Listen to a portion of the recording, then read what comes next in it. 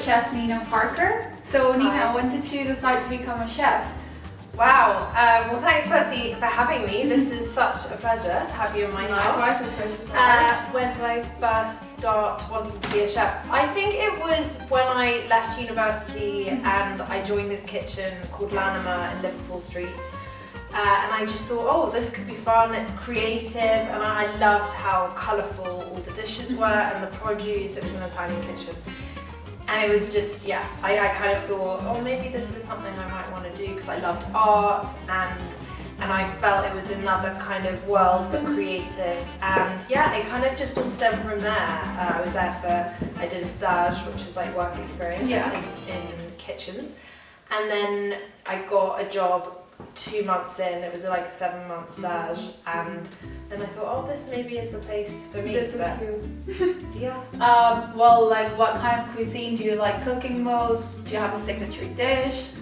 Yes, signature dish. I mean, it changes all the time, I think. I love doing desserts.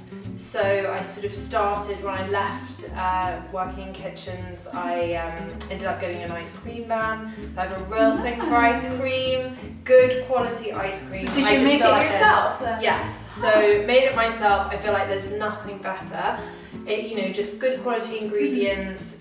It's just the best. I actually really just like vanilla and a hot dark chocolate sauce, maybe some toasted almond flakes, and I think that's incredible. Nice, it sounds delicious. Yeah.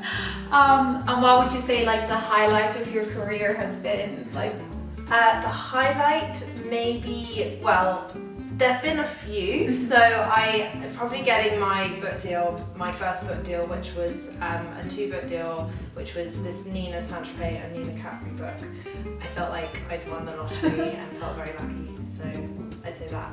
Great feeling. What's the one ingredient you just can't live without in the kitchen? Toasted sesame.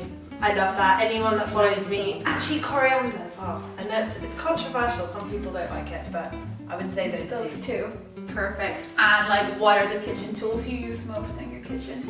So a sharp knife, of course. I love a mandolin as well. Okay. That's just, slicing things super fine quickly. And yeah, I'd say that's probably a whisk, obviously. Makes sense. Do you have any advice or like anything you would want like home cooks to know? About what a good cooking, tip? Yeah, like a tip. I would say when people say to me, oh, I can't cook, I honestly think pretty much everyone can. I really believe that. And I just think it's all about confidence and try a load of different recipes from cooking books. Everyone's got loads of cookbooks that they don't use. Something like 50% of cookbooks aren't even used. They're just used to just flick through. Not a good start if you write cookbooks. But, and I just think just trying lots of different cuisines that way, and you just build your confidence up. And I think that's sort of key to getting better in the kitchen. Perfect. Anything else you would want to share? I've